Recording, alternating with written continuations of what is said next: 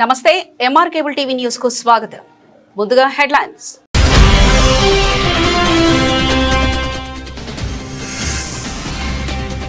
నంద్యాలలో ఇంటింటికి తెలుగుదేశం ప్రజలకు సంక్షేమ పథకాలపై మంత్రి ఫరూక్ అవగాహన.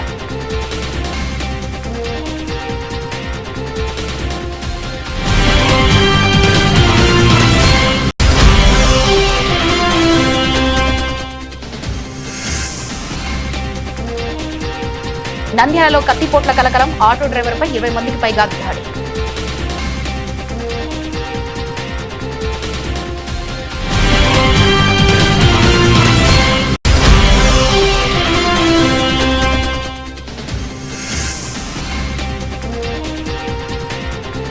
నంద్యాలలో ఘనంగా శ్రీ వెంకటేశ్వర స్వామి వార్షికోత్సవ మహోత్సవాలు.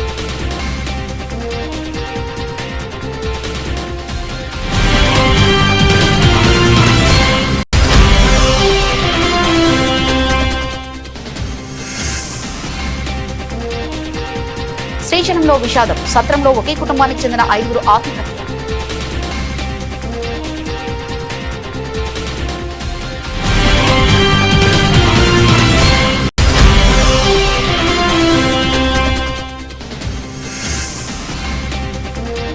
యశోద హాస్పిటల్స్ కు ఈఎల్ఎస్ఓ ప్లాటినం గుర్తింపు. నంద్యాలలో ప్రెస్ మీట్.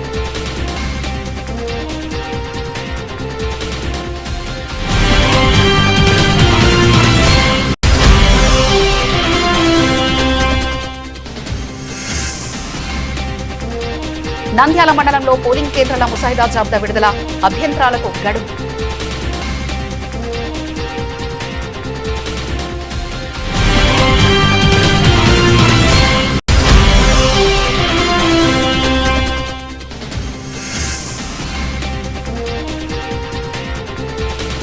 కర్నూలులో హైకోర్టు బెంచ్ ఏర్పాటు చేయాలని నంద్యాల న్యాయవాదుల ఆందోళన.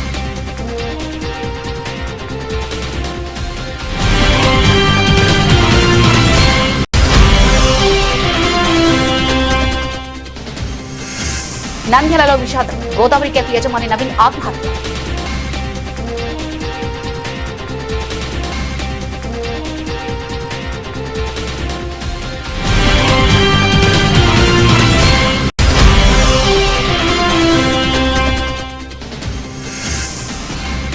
ఎస్ఐఆర్ 2026 పై కలెక్టర్ ప్రశాంతి ప్రత్యేక దృష్టి, పోలింగ్ కేంద్రాల్లో తనిఖీ.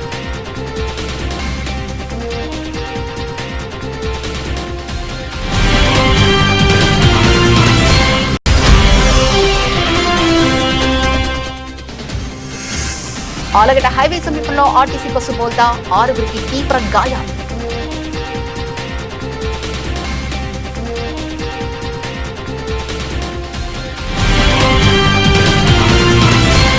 కూటమి ప్రభుత్వం అందిస్తున్న అభివృద్ధి సంక్షేమ ఫలాలు రాష్ట్రంలో ప్రతి పేద కుటుంబానికి అందుతున్నాయని రాష్ట్ర న్యాయ మైనార్టీ సంక్షేమ శాఖ మంత్రి ఎన్ఎండి ఫరూక్ తెలిపారు. మంగళవారం నంద్యాల పట్టణంలోని 1వ వార్డులో అరుంధతి నగర్ పరిసర ప్రాంతాల్లో ఇంటింటికి తెలుగుదేశం కార్యక్రమం వైభవంగా నిర్వహించబడింది. ఈ కార్యక్రమానికి మంత్రి ఫరూక్ ముఖ్య అతిథిగా హాజరయ్యారు. కార్యక్రమంలో భాగంగా మంత్రి వార్డులోని ప్రతి ఇంటికి స్వయంగా వెళ్లి కూటమి ప్రభుత్వం ఇప్పటివరకు సాధించిన ప్రగతిని, అమలు చేస్తున్న వివిధ సంక్షేమ పథకాలను ప్రజలకు వివరించారు. ప్రభుత్వ పథకాల వివరాలతో కూడిన పత్రాలను స్థానికులకు పంపిణీ చేస్తూ వారి సమస్యలను నేరుగా అడిగి తెలుసుకున్నారు. ఈ సందర్భంగా మంత్రి ఎన్ఎండి ఫరూక్ మాట్లాడుతూ ఇంటింటికి తెలుగుదేశం కార్యక్రమం ద్వారా ప్రజలతో నేరుగా మమేకమై వారి అభిప్రాయాల సమస్యలను క్షేత్రస్థాయిలో తెలుసుకుంటున్నామని తెలిపారు. ముఖ్యమంత్రి నారా చంద్రబాబు నాయుడు ఎన్నికల సమయంలో ఇచ్చిన ప్రతి హామీని నెరవేరుస్తూ రాష్ట్రాన్ని అభివృద్ధి పథంలో ముందుకు తీసుకెళ్తామని కొనియాడారు. నాగిరెడ్డి గారు చనిపోయినారు, మళ్ళీ ఉప ఎన్నికలు వచ్చినాయి. ఉప ఎన్నికలు వచ్చినప్పుడు ఈ వార్డుకు డి రామానాయుడు అని చెప్పి రామానాయుడు గారు అని చెప్పి నిమ్మల రామానాయుడు ఆయన ఎమ్మెల్యే ఉన్నారు. ఆయన వార్డు ఇన్ఛార్జ్ చేసినారు. ఇక్కడ ఎన్నికలప్పుడు బాగా తెలుసు. ఆయన ఉదయం 5 గంటలకు 6 గంటలు సైకిల్ మోటార్ మీద తీసుకుని లేకుంటే సైకిల్ తీసుకుని వచ్చేటాడు వార్డులో. ఆయన వచ్చినప్పుడు ప్రపోజ్ చేసిండు, ఇది కానీ మన కుండు ఎస్ఆర్బిసి బ్రిడ్జి కుండు మీద ఉంది కదా, అక్కడ పాత బ్రిడ్జ్ తీసేసి కొత్త బ్రిడ్జ్ వేయాలని చెప్పి అది నిలబడిపోయింది, ఇది నిలబడిపోయింది. అప్పుడు ఆయన ఉన్నప్పుడు ప్రామిస్ చేసినప్పుడు మనం ముఖ్యమంత్రిగా చంద్రబాబు నాయుడు గారు తీసుకొచ్చి శంకుస్థాపన చేసాం. వాటి తర్వాత దీన్ని అడ్మినిస్ట్రేటివ్ శాంక్షన్ మళ్ళీ మేము ఇచ్చాం. నేను మళ్ళీ మంత్రి అయిన తర్వాత 2018-19లో చైర్మన్ కూడా ఉండే. అప్పుడు ఇక్కడికి వచ్చినప్పుడు ఇక్కడ నీటి ఎద్దడి బాగా ఉండేది, చాలా సమస్య ఉండేది. ఈ బాగా టైలెంట్ అయిపోయింది కాబట్టి నీళ్ళు రావాలంటే పంపింగ్ చేసుకుంటే నంద్యాల మన టౌన్ హాల్ దగ్గర ఉంది కదా, అక్కడ నుంచి నీళ్ళు రావాలా. ఆ రోజుల్లో టౌన్ హాల్ కూడా వీళ్ళ కోసమే ఏర్పాటు చేసాం. టౌన్ హాల్ దగ్గర ఓవిచార్ ట్యాంక్ కంపల్సరీ రావాలా అని చెప్పి 3-4 ఒకటి నూనెపల్లి దగ్గర ప్రపోజ్ చేసాం, రెండవది చర్చి దగ్గర ప్రపోజ్ చేసాం, ఈడ కూడా ప్రపోజ్ చేసాం. సంగపేట, తెలుగుపేట, నీలిపేట, రంగరాజపేట, నరిగడ్డ, మాదారపేట, ఎస్సీ వార్డు కూడా వస్తాయని చెప్పి ఆ రోజు ప్లాన్ వేసాం. ప్లాన్ వేసిన తర్వాత ఓహెచ్ఆర్ అడగట్టాం. సరే ఊరు బాగా పెరిగిపోయింది, మన జనాభా దీనికంతా 200 మన జనాభా పెరిగిపోయింది, అవసరాలు బాగా పెరిగిపోయినాయి. వాటి దీన్ని దృష్టిలో పెట్టుకుని ఆ రోజుల్లో మనం దీన్ని శాంక్షన్ చేసాం. దీన్ని కడుతూ 10 సంవత్సరాలు అయిపోయింది. అడ్మినిస్ట్రేటివ్ శాంక్షన్ పెరుగుతూ అది వాస్తవం ఎంత ఉందో కానీ అది ఎంతవరకు పోయిందో అంతవరకు పోయవలసి తప్పని పరిస్థితి. 10 సంవత్సరాలు అయిపోయింది. కాబట్టి ఇప్పుడు కమిషనర్ శేషన్న గారు ఉన్నారు. కాబట్టి దీన్ని త్వరితగతి అప్పుడు సత్యనారాయణ ఉన్నప్పుడు కూడా వచ్చాం మనం. కూడా సత్యనారాయణ కూడా ఇంజనీర్ కంప్లెక్స్ ఆయన కమిషనర్ 2 చేశాడు. ఆయన ఉన్నప్పుడు ఆయన డిజైన్ చేశాడు. ఇదంతా కొంచెం పర్వాలేదు, ఇంజనీరింగ్ తలకాయ ఉన్నోడే, మీకు అందరూ బాగా తెలుసు, చేశాడు అది. కాబట్టి ఇది కంప్లీట్ చేసిన అవసరం ఉంది. ఇప్పుడు దీని అవసరాలు చాలా ఉన్నాయి. మళ్ళీ ఏదైతే ప్యాటర్న్ చదివినా అవన్నీ బాగా పెరిగిపోయినాయి. ఇప్పుడు నరిగడ్డ ఇప్పుడు ఎక్కడి నుంచి ఎక్కడికి పోయింది, ఇది కూడా ఎక్కడికి పోయినారు. చాలా గుడి చెప్పింది కదా, ఆ గుడి వెనకాలంతా ఊరుంది. మళ్ళీ అటుపక్క నబీనగర్ అవన్నీ వెనక్కి బాగానే వస్తాయి. చెరుకొట్టాయి కూడా ఎక్కువ చాముంటే రస్తా ఉంటే చెరుకొట్ట కూడా ధర వేయచ్చు. దానికి నన్ను ఏం చేయలేను. కాబట్టి రస్తా ఉందే చెరుకొట్ట పనికి లేదా ఇక్కడ నుంచి ఉంది అని అడుగుతాను. నంద్యాల పట్టణంలో మరోసారి కత్తిపోట్ల ఘటన కలకలం రేపింది. నంద్యాల బస్టాండ్ శివార్లోని ఆటో స్టాండ్ వద్ద బైటిపేటకు చెందిన ఆటో డ్రైవర్లు అన్నదమ్ముళ్లు మనోహర్ పశుపతిపై కొందరు వ్యక్తులు దాడి చేసినట్లు ఆరోపణలు వెలువెత్తాయి. అర్ధరాత్రి సమయంలో 20 మందికి పైగా వ్యక్తులు కత్తులతో దాడికి పాల్పడినట్లు బాధితులు ఆరోపించారు. ఆటో స్టాండ్ వద్ద ఉన్న సమయంలో ఒక్కసారిగా దాడి జరగడంతో మనోహర్ పశుపతికి తీవ్ర గాయాలైనట్లు సమాచారం. గాయపడిన వారిని నంద్యాల సర్వజన ప్రభుత్వ ఆసుపత్రికి తరలించి చికిత్స అందించారు. మనోహర్ పరిస్థితి విషమంగా ఉండడంతో మెరుగైన వైద్యం కోసం కర్నూలు ప్రభుత్వ ఆసుపత్రికి తరలించినట్లు తెలిసింది. తమపై దాడికి పాల్పడిన వ్యక్తులు గంజాయి మత్తులో ఉన్నారని బాధితులు ఆరోపించారు. దాడి చేసిన వారిలో పండు అనే రౌడీ షీటర్ ఉన్నట్లు బాధితులు అన్న రాజు ఆరోపించారు. అయితే ఈ ఆరోపణలపై పోలీసుల దర్యాప్తులో వాస్తవాలు వెలుగులోకి రావాల్సి ఉంది. ఇటీవల నంద్యాలలోని ఓ బార్లో రౌడీ షీటర్ హల్చల్ చేసిన ఘటన మరవకముందే పట్టణ శివార్లో మరోసారి కత్తిపోట్ల ఘటన చోటు చేసుకోవడం చర్చనీయాంశంగా మారింది. వరుస ఘటనల నేపథ్యంలో అసాంఘిక కార్యకలాపాలకు అడ్డుకట్ట వేయాలని స్థానికులు కోరుతున్నారు. ఘటనపై పోలీసులు కేసు నమోదు చేసి దర్యాప్తు చేపట్టారు. దాడికి గల కారణాలు, ఘటనలో పాల్గొన్న వ్యక్తుల వివరాలను పోలీసులు విచారిస్తున్నారు. నా పేరు పశుపతి. నేను ఆటో దొరకకుండా బతుకుతాను. రాత్రి ఈ పొలంలో బస్ స్టాండ్ దగ్గరకు వచ్చింది. మా ఏరియా వాళ్ళే వచ్చి మాట్లాడుతా దబిక్కిన పొడిచినారు. నేను మా తమ్ముడు మాట్లాడుకుంటూ ఉంటే వచ్చినారు. వాళ్ళు వచ్చి పట్టుకుని వచ్చినారు. పొడిచింటే ఏదంటే ఏదే అన్న దగ్గరనే కోట్లు అన్నారు. సురేష్, చిరు, పండు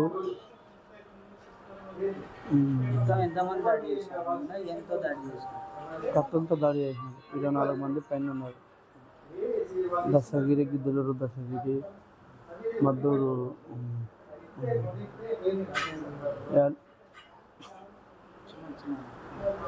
చరణ్, పూజారి, సంతోష్. మాకు వాళ్ళకి ఎటువంటి సంబంధం లేదు, ఎటువంటి మాటలు లేవు. ఊరికే కానిస్తే మాట్లాడతాం, పలకరిస్తారు అంతే. మరి నిన్న అంతమంది కలిసి మిమ్మల్ని దాడి చేయాల్సిన అవసరం? వాళ్ళు గంజాయి తాగింటారు, వాళ్ళు గంజాయిలు అమ్ముతారు, తాగుతుంటారు. వాళ్ళు ఎక్కడ ఉంటే అక్కడ ఆయన బట్టి పిల్లలు ఉంటారు. మాకు న్యాయం కావాలి. నా చేను పోయింది, తులం ముక్కలు, గ్యాస్ సెట్ పోయింది 2 తులాలు. మా తమ్ముంది 2 తులాల 3 గ్రాముల చేను పోయింది. మొన్ననే మా బామ్మది పెళ్ళి ఉంటే పెళ్ళి చూసుకొని నిన్న మళ్ళీ వెళ్ళి చూసుకొని బస్ స్టాండ్కి వచ్చిన. కొద్దిసేపు ఉండి పోదామని అంతే. వచ్చినారు, అటాక్ చేసినారు. అది సార్ అంతే కదా. వచ్చినారు సీఏ ఉంటుంది, సిఎస్ బాగరెడ్డి గారు వచ్చినారు. వచ్చి కానిస్టేబుల్ వచ్చి రాసుకున్నారు. నా పేరు రాజు, బయటపేట మాది. నిన్న రాత్రి 10:30-11 గంటల సమయంలో ఆధిపత్య పోరు కోసము అలియాస్ సూరి, చిరు, పండు, చరణ్, తర్వాత గిద్దలూరు దశగిరి, తర్వాత రాయమార్పూర్ పిల్లోడు ఒకడు, విశ్వనగర్లో పిల్లలు ఒక 5 మంది, మొత్తం 16 మంది ఆధిపత్యం కోసము ఆటో స్టాండ్ దగ్గరకు వచ్చి మా తమ్ముడు ఆటో తోలుకుంటుంటే కత్తులతో పిడిబాకులతో దౌర్జన్యంగా దాడి చేసి మనోహర్ను పశుపతిని దాదాపు అంటే ఒక 7-8 చోట్ల కత్తులతో గాయపరిచి ఆ బయటపేటలో గంజాయి మత్తులో వాళ్ళ పండు, చిర్రు, మారి, కారంపొడి, రవి వీళ్ళంతా వాళ్ళ ఆధిపత్యం పోరు కోసము వాళ్ళే నెగ్గాల, అవతల ఎస్సీ వాళ్ళు కానీ ఎవరు కానీ బయటికి రాకూడదు, నా ఎంట్రన్స్లో 4 ఇండ్లు ఉంటాయి, వీధిలోకి పోవాలంటేనే వాళ్ళు అంతా ఆధిపత్యంగా చెలాయింప చేయాలని ఈ రౌడీ షీటర్లుగా చేస్తూ గంజాయి మత్తులో వాళ్ళను ఇష్టం వచ్చిన ఇష్టారాజ్యంగా రాళ్లతో సినిమాల్లో జరిగిన షూటింగ్స్ జరిగిన రీతిలో రాత్రి గాయపరిచి నష్టపరిచినారు.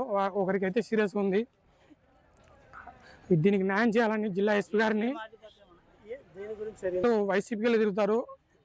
అక్కడ వేరే వాళ్ళు ఏ పార్టీకి వెళ్ళి కూడా తిరగకూడదు, దేని గురించి కూడా తిరగకూడదు, మేమే ఉండాలా లీడర్షిప్గా.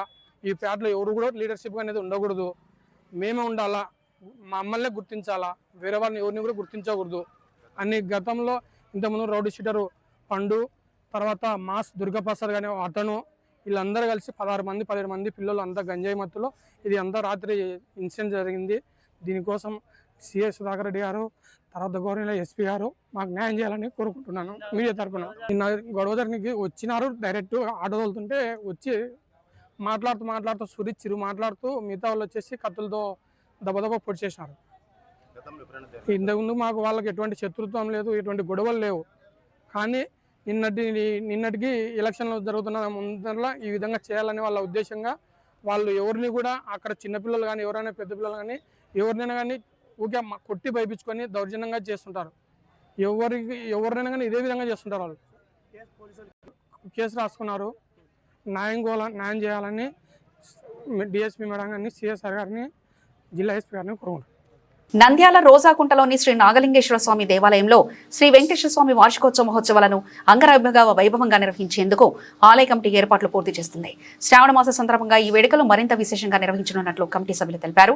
శనివారం స్వామివారికి ప్రత్యేక అభిషేకాలు, పూజా కార్యక్రమాలు నిర్వహించడంతో పాటు శ్రీ వెంకటేశ్వర స్వామి వారి కళ్యాణ మహోత్సవాన్ని భక్తి శ్రద్ధలతో ఘనంగా నిర్వహించనున్నట్లు పేర్కొన్నారు. శ్రావణ మాసంలో శనివారం రోజునే ఈ వేడుకలు జరగడం భక్తులకు విశేషమైన సందర్భమని తెలిపారు. వేడుకలకు పెద్ద ఎత్తున భక్తులు హాజరై స్వామివారి ఆశీస్సులు పొందాలని కమిటీ సభ్యులు కోరారు. అనంతరం భక్తులకు తీర్థప్రసాదాల పంపిణీ ఉంటుందని వెల్లడించారు. ఆలయ వార్షికోత్సవాన్ని విజయవంతం చేసేందుకు భక్తులు, స్థానికులు సహకరించాలని కమిటీ సభ్యులు విజ్ఞప్తి చేశారు. 29/8/26 శనివారం నాడు మా వెంకటేశ్వర స్వామి ప్రతిష్ఠించిన సందర్భంగా ఆ రోజు వెంకటేశ్వర స్వామి కళ్యాణము చాలా బాగా జరిపించాలనుకుంటున్నాము. కావున ఆ రోజు అందరూ వచ్చి కళ్యాణం చూసి మేము ఇచ్చే తీర్థప్రసాదాలు తీసుకొని స్వామి కృపకు పాత్రలు కావాల్సింది కోరుచున్నాము. అదే కదా. ఓం నమో వెంకటేశాయ. స్వామి వెంకటేశ్వర స్వామిని వార్షికోత్సవం పెట్టుకున్నాం మా దేవస్థానం తరపున. ప్రతి సంవత్సరం ఇలాగే చేస్తాము స్వామి కళ్యాణము. ఈసారి శ్రావణ మాసంలో శనివారం వచ్చింది, మంచి రోజు. శ్రావణ మాసం స్వామికి ప్రీతికర మాసము కాబట్టి ఈ శనివారము ఉదయం 10 నుంచి నందన చక్రవర్తి గారి ఆధ్వర్యంలో కళ్యాణం ఉంటుంది. అలాగే తీర్థ ప్రసాదాలు అన్నీ ఉంటాయి. అందరూ వచ్చి స్వామి యొక్క కృపకు పాత్రలు అవ్వాలని కోరుతున్నాను. నమో వెంకటేశాయ. ఈ శ్రావణ మాసంలో పౌర్ణమి తర్వాత వచ్చేటువంటి పాడ్యమి తిథిలో 29వ తారీఖు శనివారం రోజున రోజాకుంట వెంకటేశ్వర స్వామి దేవస్థానమునందు ఎంతో విశేషమైనటువంటి ఆ రోజు స్వామివారి వార్షికోత్సవాన్ని పురస్కరించుకొని వేదమూర్తులైన బ్రాహ్మణుల చేత విశేషమైనటువంటి స్వామివారి దివ్య లీలా కళ్యాణ మహోత్సవం జరుపుటకు అందరూ కూడా సిద్ధగించినారు. కాబట్టి భక్తులందరూ కూడా ఈ కార్యక్రమంలో పాల్గొని ఆ స్వామివారి, అమ్మవారి కృపకు పాత్రులు కావాలని చెప్పి మరీ తెలియజేయడం జరుగుతుంది.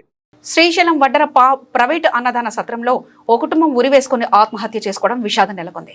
సత్యసాయి జిల్లా బత్తలపల్లి గ్రామానికి చెందిన కుటుంబం గత నెల 28న ఓ ఆటోలో వచ్చి వడ్డర సత్రంలో రూమ్ 11 తీసుకున్నారు. అప్పటి నుంచి ప్రతిరోజు సత్రంలో భోజనానికి రావడం, బయట తిరగడం, ఆలయానికి వెళ్లి రావడం చేస్తున్నారు.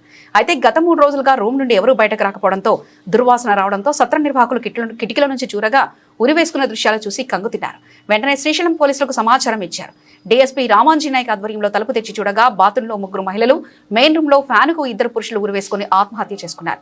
మృతి చెందిన మృతుల వివరాలు ఇలా ఉన్నాయి. 36 సంవత్సరాల సుధాకర్, 50 సంవత్సరాల గోగుల ఆదిలక్ష్మి, 45 సంవత్సరాల మల్లేశ్వరి, 33 సంవత్సరాల శ్రీదేవి, 15 సంవత్సరాలుగా మణికంఠగా గుర్తించారు. ఆత్మహత్యకు ఆర్థిక ఇబ్బందుల కారణంగా పోలీసులు భావిస్తున్నారు. 3 అక్కలతో 2 అక్కలకు పెళ్లిళ్లై భర్తలు వదిలేయడం, ఒక అక్కకు పెళ్లి చేయకపోవడం, తీవ్ర అప్పులు కావడంతో ఒక అక్క కొడుకుతో సహా మొత్తం 5 మంది స్టేషన్ వచ్చి ఆత్మహత్య చేసుకున్నట్లుగా పోలీసుల ద్వారా సమాచారం తెలుస్తుంది.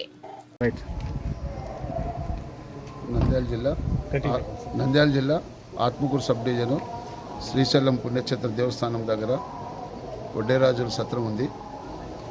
ఈ వడ్డేరాజు సత్రంలో శ్రీ సత్యసాయి జిల్లా బత్తలపల్లి గ్రామస్తులు సుధాకరు, వాళ్ళ సిస్టర్స్ 3, ఆదిలక్ష్మి, మల్లేశ్వరి, శ్రీదేవి, ఈ మల్లేశ్వరి కొడుకు మణికంఠ, వీళ్ళ 5 మంది కలిసి ఒక ఆటో AP 39 UX 6978 ఆటోలో ఇక్కడ శ్రీశైలానికి వచ్చి 28/7/2026 తేదీన వచ్చినారు.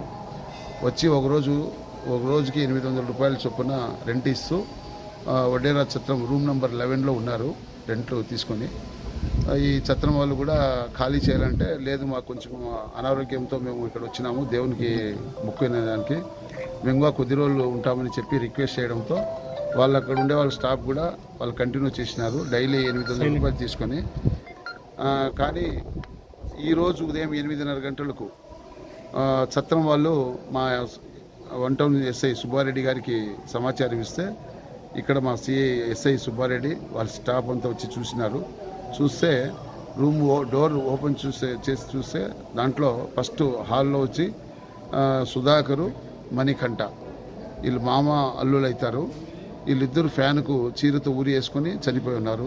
మళ్ళీ లోపలిపై బాత్రూమ్ సైడ్ గోడకు చూస్తే 3 సిస్టర్స్ ఆదిలక్ష్మి, మల్లేశ్వరి, శ్రీదేవి ఈ 3 లైన్గా చీరంతా పైన గోడకు కట్టేసి ఆ చీరతో ఊరి వేసుకొని చనిపోయినారు. దీనిపైన మేమంతా విచారణ చేస్తే అక్కడ లోకల్గా సత్యసాయి జిల్లా బత్తనపల్లి గ్రామస్తులు వాళ్ళ బంధువులతో మాట్లాడితే ఫోన్లో ఒకతను సుధాకరు ప్లస్ బత్తనపల్లి SI గారితో కూడా మాట్లాడితే వాళ్ళు కొంచెం ఆర్థికంగా చాలా సమస్య ఉండి 2 సిస్టర్స్ కూడా పెళ్ళి కూడా భర్తను వదిలేసి ఉండడంతో వాళ్ళు ఒకే ఇంట్లో ఉన్నారు, ఆర్థికంగా చాలా ఇబ్బంది పడుతున్నారు. ఈ సుధాకర్ కూడా పెళ్లి చేసుకోకుండా వాళ్ళ సిస్టర్స్ అందరినీ చూసుకుంటూ ఉన్నారనే ఒక ఆలోచనతో ఇక్కడ వచ్చి సూసైడ్ చేసుకున్నట్టు తెలిసింది. అయితే ఇప్పుడు మా మల్లికార్జున CSO గారు దేవస్థానం తరఫున మేము పంచాయతీదార్సు ఈ చట్టం నుండి పనిచేసే మేనేజర్స్ అందరూ కలిసి చూసినాము. మొత్తం వీడియోగ్రఫీ ఫోటోగ్రఫీ అంతా చేయించినాము. వాళ్ళ బంధువులు కూడా వాళ్ళ కంప్లైంట్ తీసుకొని మీరు ప్రొసీజర్ ఫాలో కండి అని చెప్పినారు. వాళ్ళు కూడా బయలుదేరి వస్తున్నారు. అయితే అన్ని యాంగిల్లో విచారణ పూర్తి చేసి పూర్తి దర్యాప్తు చేస్తూ వాళ్ళకి తప్పకుండా న్యాయం చేసేదానికి మా వంతు మేము కృషి చేస్తాం. ప్రపంచ స్థాయి క్రిటికల్ కేర్ ECMO అవయవ మార్పిడి ఎయిర్ అంబులెన్స్ సేవలో అత్యాధునిక వైద్య సేవలను అందిస్తున్న హైదరాబాద్ యశోద హాస్పిటల్స్ కు అరుదైన అంతర్జాతీయ గుర్తింపు లభించింది. ప్రపంచవ్యాప్తంగా ECMO సేవలను ప్రమాణాలకు నిర్దేశించే extra corporeal life support organisation ELSO నుంచి లైఫ్ సపోర్ట్ లో ఎక్సలెన్స్ కు అత్యున్నత స్థాయి ప్లాటినం గుర్తింపును యశోద హాస్పిటల్స్ అందుకుంది. ఈ సందర్భంగా నంద్యాల సూరజ్ గ్రౌండ్ లో యశోద హాస్పిటల్స్ ఆధ్వర్యంలో ప్రెస్ మీట్ నిర్వహించారు. కార్యక్రమంలో హైదరాబాద్ యశోద హైటెక్ సిటీకి చెందిన critical care specialist ICU consultant doctor Nishant పాల్గొని యశోద హాస్పిటల్స్ లో అందుతూ ఉన్న అత్యాధునిక అధునాతన ECMO క్రిటికల్ కేర్ ట్రాన్స్ప్లాంట్ మరియు ఎయిర్ అంబులెన్స్ సేవలను వివరించారు. డాక్టర్ నిశాంత్ మాట్లాడుతూ ELSO ప్లాటినం గుర్తింపు అనేది కేవలం ఒక అవార్డు మాత్రమే కాదని పేషెంట్ భద్రత, క్లినికల్ ఎక్సలెన్స్, అత్యున్నత అంతర్జాతీయ ప్రమాణాలకు యశోద హాస్పిటల్స్ ఇస్తున్న ప్రాధాన్యతకు నిదర్శనమని తెలిపారు. ECMO అనేది ఆధునిక వైద్య రంగంలో అత్యంత సంక్లిష్టమైన లైఫ్ సపోర్ట్ థెరపీలతో ఒకటని, అత్యంత తీవ్రమైన గుండె లేదా ఊపిరితిత్తుల వైఫల్యంతో బాధపడుతున్న రోగులకు ECMO కీలకమైన జీవనాధారంగా నిలుస్తుందని వివరించారు. యశోద హాస్పిటల్స్ లో ECMO సేవలను అత్యంత అనుభవజ్ఞులైన ఇంటెన్సివిస్టులు, కార్డియోథెరసిస్ట్ సర్జన్లు, పెర్ఫ్యూనిస్టులు, ట్రాన్స్ప్లాంట్ వైద్యులు, ప్రత్యేక శిక్షణ పొందిన ICU నర్సులతో కూడిన బహుళ విభాగాల వైద్య బృందం అందిస్తుందని తెలిపారు. అందరికీ నమస్కారం అండి. నా పేరు డాక్టర్ నిశాంత్ అండి. యశోద హాస్పిటల్ నుంచి వచ్చాను నేను, హైటెక్ సిటీ బ్రాంచ్ నుంచి. నంద్యాలకు రావడానికి ప్రధాన కారణం ఏంటంటే మన హాస్పిటల్లో క్రిటికల్ కేర్ డిపార్ట్మెంట్ నుంచి మనం చేయగలిగినవి ఏంటి అనేవి చాలామంది జనాలకి అవగాహన లేదు. సో కొన్ని మేము చేసేవి ప్రపంచ స్థాయి ట్రీట్మెంట్లు ఇవన్నీ మనం హైదరాబాద్లో కానీ భారతదేశంలో కానీ దొరకవేమో అనుకునే పరిస్థితి ఇక్కడ ఎక్కువ ఉంది. రీసెంట్గా మేము నంద్యాల నుంచి వేరే దగ్గర నుంచి కూడా ఆల్మోస్ట్ రకరకాల అవయవాలన్నీ ఫెయిల్ అయిపోయి చనిపోయే పేషెంట్లను కూడా బతికించి నడుచుకుంటూ ఇంటికి పంపించేలాగా చేసాం. అది ఎక్మో అనే ఒక ECMO ఎక్మో అని అంటాం అనమాట. ఊపిరితిత్తులకి గుండెకి కూడా అది సపోర్ట్ అందించగలదు. అలాంటి సపోర్ట్ మన దగ్గర ఉంది. ఉండడమే కాదు, మన భారతదేశంలో ఒక అంతర్జాతీయ సంస్థ ప్లాటినం సెంటర్ అని గుర్తింపు ఇచ్చిన ఏకైక హాస్పిటల్ మన యశోద హాస్పిటల్.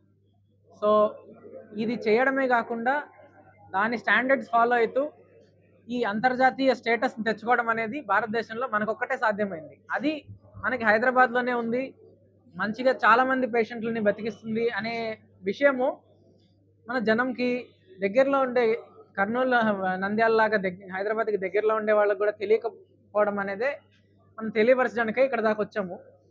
సో ఈ ఎక్మో అట్లనే ట్రాన్స్ప్లాంట్ ఊపిరితిత్తుల మార్పిడి కానీ లివర్ కిడ్నీ మార్పిడి కానీ ఇవన్నీ కూడా మనం రెగ్యులర్గా చేస్తున్నాం. ఎప్పుడో సంవత్సరానికి ఒకటి కాదు, నెలకి 3-4 మన దగ్గర ఎక్కువ అవుతున్నాయి. లాస్ట్ నెలలో 13 ఎక్మోలు అయినాయి. చాలామంది పేషెంట్ని బతికించాము, 12 మంది బతికారు మన దగ్గర.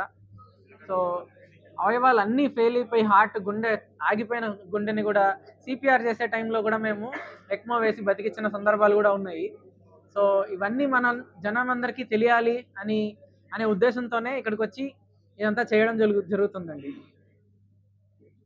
నంద్యాల మండలంలోని గ్రామ పంచాయతీల పరిధిలో పోలింగ్ కేంద్రాల ముసాయిదా జాబితాను ప్రజలకు అందుబాటులో ఉంచినట్లు మండల ఎంపీడీఓ సుగుణశ్రీ తెలిపారు. ఈ నెల 23వ తేదీన నంద్యాల మండలంలోని అన్ని గ్రామ పంచాయతీ కార్యాలయాల్లో పోలింగ్ కేంద్రాల ముసాయిదా జాబితాను ప్రచురించినట్లు పేర్కొన్నారు. ప్రజల పరిశీలన కోసం నంద్యాల మండల ప్రజా పరిషత్ కార్యాలయం, నంద్యాల తహసీల్దార్ రూరల్ కార్యాలయం, నంద్యాల తహసీల్దార్ అర్బన్ కార్యాలయాలను జాబితాలను అందుబాటులో ఉంచినట్లు తెలిపారు. పోలింగ్ కేంద్రాల జాబితాపై ఎవరికైనా అభ్యంతరాలుంటే ఆగస్టు 26వ తేదీ సాయంత్రం 5 గంటలలోపు సంబంధిత అధికారులకు తెలియజేయాలని సూచించారు. అలాగే ఆగస్టు 25వ తేదీన అన్ని గ్రామ పంచాయతీ కార్యాలయాల్లో SC, ST, BC ఓటర్ జాబితా ముసాయిదాను ప్రచురించినట్లు ఎంపీడీఓ తెలిపారు. ఈ జాబితాలపై అభ్యంతరాలు ఉన్నట్లయితే ఆగస్టు 26 నుంచి 28వ తేదీ సాయంత్రం 5 గంటల వరకు సంబంధిత గ్రామ పంచాయతీ కార్యాలయాల్లో అభ్యంతరాలు స్వీకరిస్తామని వెల్లడించారు. ప్రజలు ముసాయిదా జాబితాలను పరిశీలించి ఏవైనా అభ్యంతరాలు లేదా మార్పులు అవసరమైతే నిర్ణీత గడువులోగా అధికారులకు తెలియజేయాలని ఎంపీడీఓ సుగుణశ్రీ కోరారు. వచ్చిన పక్కన వస్తుంది.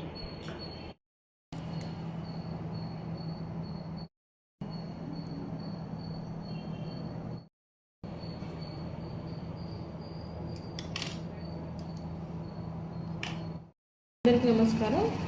నంద్యాల మండలంలో అన్ని గ్రామ పంచాయతీలలో గ్రామ పంచాయతీ ఎన్నికలకు సంబంధించినటువంటి పోలింగ్ కేంద్రాల జాబితాను 23/8/2026 తేదీన ముసాయిదా ప్రచురణ చేయడమైనది. అన్ని గ్రామ పంచాయతీల్లో ఒక్కొక్క గ్రామంలో 3 ప్రదేశాల్లో మేము ప్రచురణ చేయడం జరిగింది. అభ్యంతరాలు ఏమైనా ఉన్నట్లయితే 26/8/26 సాయంత్రం 5 గంటల లోపల మా కార్యాలయానికి కానీ గ్రామ పంచాయతీ కార్యాలయానికి తెలియజేయవలసిందిగా మేమందరికీ తెలియజేయడం జరిగింది. ఈ రోజున 25/8/2026 SC, ST, BC ఓటర్లను గుర్తించి ఆ మాస్టర్ కాపీని ముసాయిదా ప్రచురణ చేయడం అనేది అన్ని గ్రామ పంచాయతీల్లో. దీని మీద అభ్యంతరాలు ఏమైనా ఉంటే 26/8/2026 నుండి 28/8/2026 వరకు ఆయా గ్రామ పంచాయతీల్లో అభ్యంతరాలు ఇవ్వవలసిందిగా మేము కోరుతున్నాము. ఇంతవరకు ప్రాసెస్ జరిగింది. Thank you. నంద్యాల కర్నూలులో హైకోర్టు బెంచ్ ఏర్పాటు చేయాలంటూ నంద్యాలలో న్యాయవాదులు ఆందోళన బాట చేపట్టారు. హైకోర్టు బెంచ్ ఏర్పాటు చేయాలనే డిమాండ్తో న్యాయవాదులు విధులు బహిష్కరించి నిరసన ర్యాలీ నిర్వహించారు. స్థానిక కోర్టు నుంచి 2 టౌన్ పోలీస్ స్టేషన్ వరకు న్యాయవాదులు పెద్ద సంఖ్యలో ర్యాలీగా తరలి వెళ్లారు. కర్నూలు జిల్లాకు చెందిన ప్రజలు న్యాయపరమైన సమస్యల కోసం దూర ప్రాంతాలకు వెళ్లాల్సి వస్తుందని న్యాయవాదులు ఆవేదన వ్యక్తం చేస్తున్నారు. ప్రభుత్వం ఏర్పడి 2 ఏళ్లు పూర్తయినా కర్నూలులో హైకోర్టు బెంచ్ ఏర్పాటుపై నిర్ణయం తీసుకోకపోవడంతో న్యాయవాదులు అసంతృప్తి వ్యక్తం చేశారు. కర్నూలులో వెంటనే హైకోర్టు బెంచ్ ఏర్పాటు చేయాలని ప్రభుత్వాన్ని డిమాండ్ చేశారు. తమ డిమాండ్లను ప్రభుత్వం సానుకూలంగా పరిశీలించి కర్నూలులో హైకోర్టు బెంచ్ ఏర్పాటుకు చర్యలు తీసుకోవాలని న్యాయవాదులు కోరారు. కర్నూలులో హైకోర్టు బెంచ్ ఏర్పాటు చేస్తామని చెప్పారు. అది శాశ్వతమైన హైకోర్టు బెంచ్ ఇవ్వాలని, ఈ రాయలసీమలో ఉన్నటువంటి అన్ని అడ్వకేట్స్, బార్ అసోసియేషన్లకి, అడ్వకేట్స్ అందరికి ఉపయోగం కనుక, అలాగే ప్రజలకు కూడా ఉపయోగం కాబట్టి ఖచ్చితంగా హైకోర్టు బెంచ్ కర్నూలు ఏర్పాటు చేయాలని నేను కోరుతున్నాను.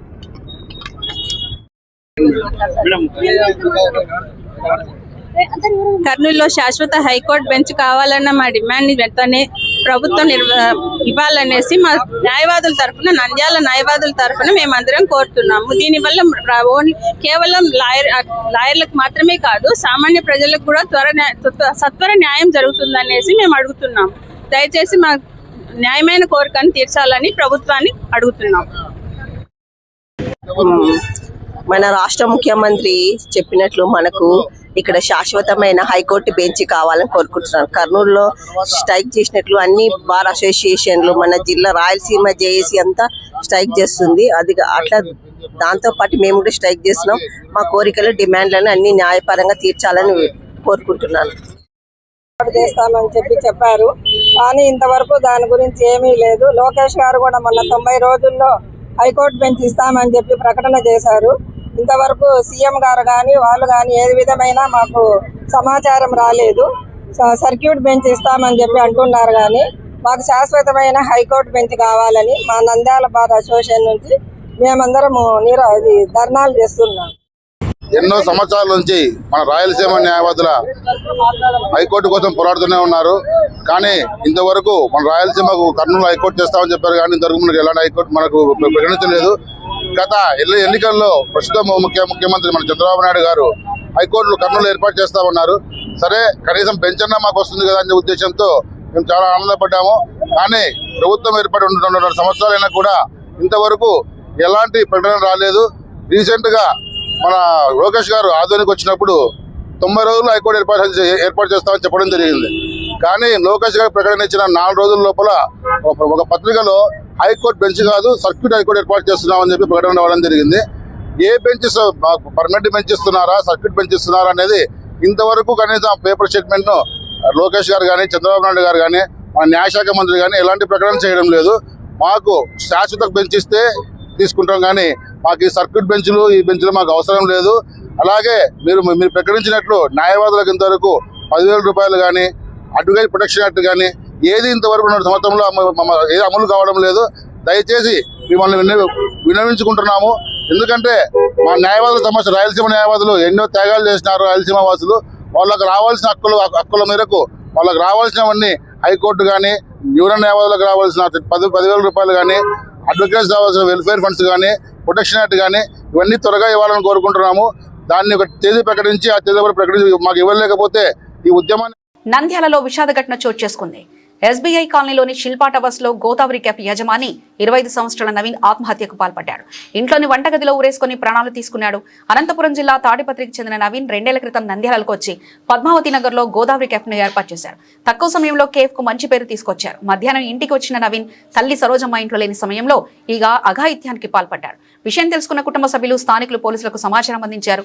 సమాచారం అందుకున్న 2 టౌన్ పోలీసులు ఘటనా స్థలానికి చేరుకొని మృతదేహాన్ని స్వాధీనం చేసుకున్నారు. అనంతరం నంద్యాల జీజీహెచ్ కు తరలించారు. ఈ ఘటనపై కేసు నమోదు చేసిన పోలీసులు నవీన్ ఆత్మహత్య గల కారణాలపై దర్యాప్తు చేస్తున్నారు.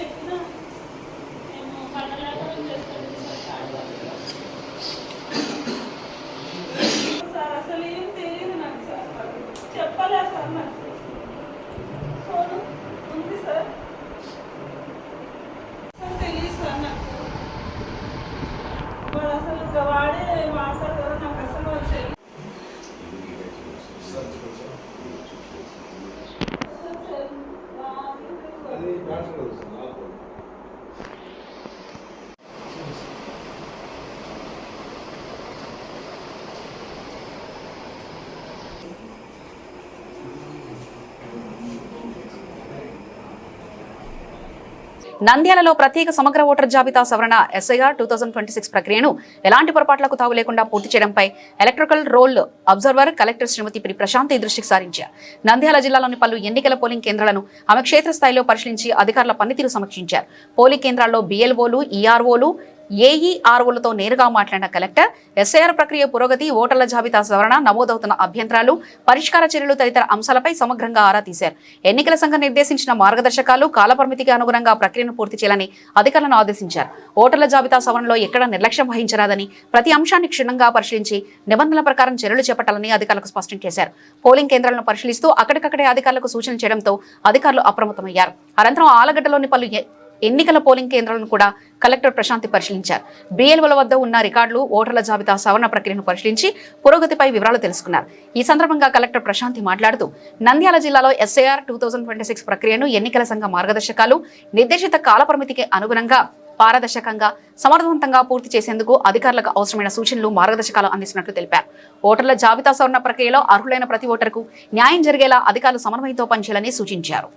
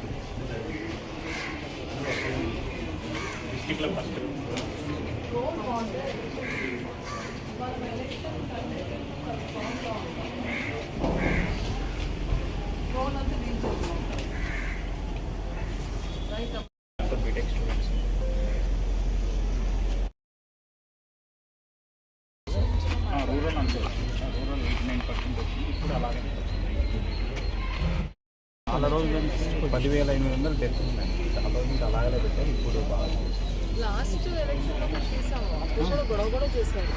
He knows very well.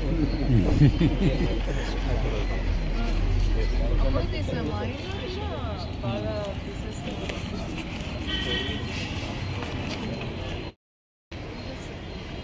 మనకి అందుకే ఓటర్స్ నంబర్ అర్బన్ అంటే టూవర్డ్స్ అర్బనే కదా వస్తారు, అంటే ఓటు మాత్రం రూరల్ తీసుకుంటారు చాలా మంది. అంటే ప్రెసిడెంట్స్ అర్బన్, ఓటు మాత్రం రూరల్. 6 PSలో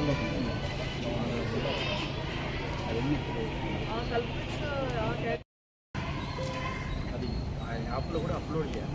యాప్లో అప్లోడ్ చేసి లాస్ట్ టైం కలెక్టర్స్కి కంపల్సరీ చేశారు. పొలిటికల్ పార్టీస్ మీటింగ్ పెట్టమని బట్ వాళ్ళు కాన్ఫిడెన్స్లో తీసుకుంటే ఇష్యూస్ చాలా వస్తాయి. సార్కి ఎస్ఎస్ఆర్కి డిఫరెన్స్ ఏంటంటే అప్పుడు మనకి మొన్న దాని మీద మనం బాగా సెన్సిటైజ్. ఆలగడ్డ హైవే సమీపంలో మంగళవారం ఆర్టీసీ బస్సు ప్రమాదానికి గురై కలకలం రేపింది. సర్వీస్ రోడ్డుపై ప్రయాణిస్తున్న ఆర్టీసీ బస్సు ప్రమాదవశాత్తు అదుపు తప్పి పక్కకు ఒరిగిపోయింది. ఆలగడ్డ నుంచి పొద్దుటూరు వెళ్తున్న బస్సు ప్రమాదానికి గురి కావడంతో ప్రయాణికులు ఒక్కసారిగా భయోందనకు గురయ్యారు. ఈ ఘటనలో 6 ప్రయాణికులు గాయపడినట్లు సమాచారం. ప్రమాదాన్ని గమనించిన స్థానికులు వెంటనే స్పందించి బస్సులో ఉన్న ప్రయాణికులను సురక్షితంగా బయటకు తీసుకొచ్చారు. గాయపడిన వారిని చికిత్స నిమిత్తం ఆలగడ్డ ప్రభుత్వ ఆసుపత్రికి తరలించారు. ప్రమాదంతో హైవే సమీపంలో కొద్దిసేపు ఉద్రిక్త పరిస్థితి నెలకొంది. సమాచారం అందుకున్న పోలీసులు సంఘటనా స్థలానికి చేరుకొని పరిస్థితిని పరిశీలించారు. ప్రమాదానికి గల కారణాలపై కేసు నమోదు చేసి దర్యాప్తు చేపట్టారు. ప్రమాద సమయంలో బస్సులో ఎంతమంది ప్రయాణికులు ఉన్నారనే వివరాలను అధికారులు సేకరిస్తున్నారు.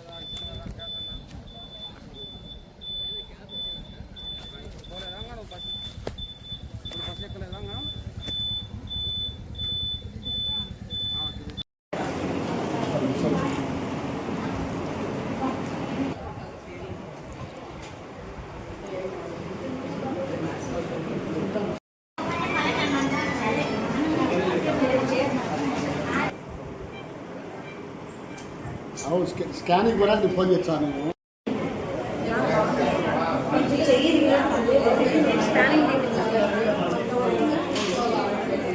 బులెటిన్ ముగించే ముందు హెడ్లైన్స్ మరోసారి చూద్దాం.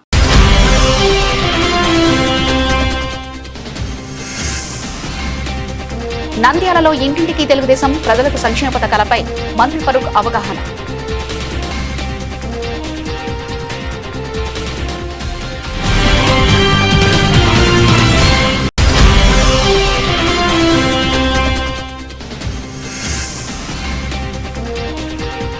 నంద్యాలలో కత్తిపోట్ల కలకలం, ఆటో డ్రైవర్పై 20 మందికి పైగా దాడి.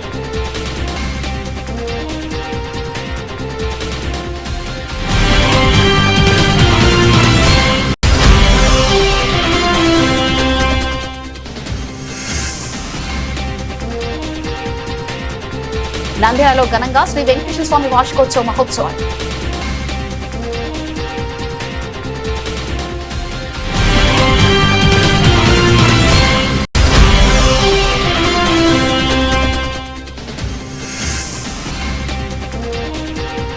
శ్రీశైలంలో విషాదం, సత్రంలో ఒకే కుటుంబానికి చెందిన 5 ఆత్మహత్య.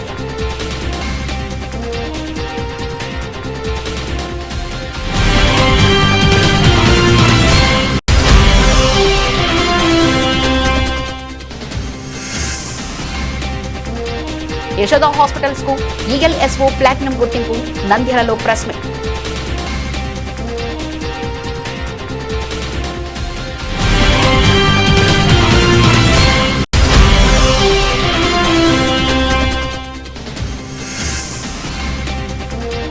నంద్యాల మండలంలో పోలింగ్ కేంద్రాల ముసాయిదా జాబితా విడుదల, అభ్యంతరాలకు గడువు.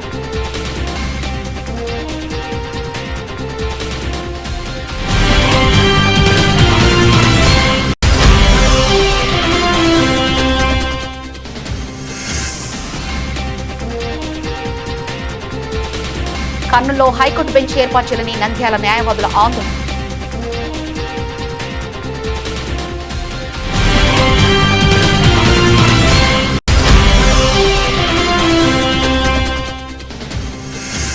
నంద్యాలలో విషాదం, గోదావరి కేఫ్ యజమాని నవీన్ ఆత్మహత్య.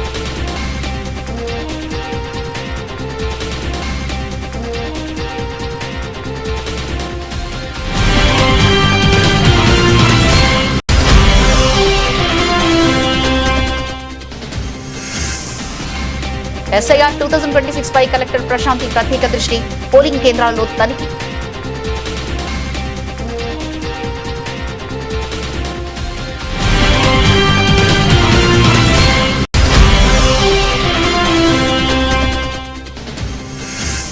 ఆలగడ్డ హైవే సమీపంలో ఆర్టీసీ బస్సు బోల్తా, 6గురికి తీవ్ర గాయాలు.